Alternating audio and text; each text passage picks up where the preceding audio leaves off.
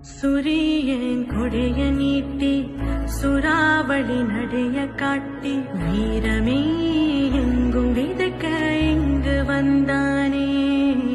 கொஞ்சமே நாங்க சிரிக்க பங்கு தந்தானே.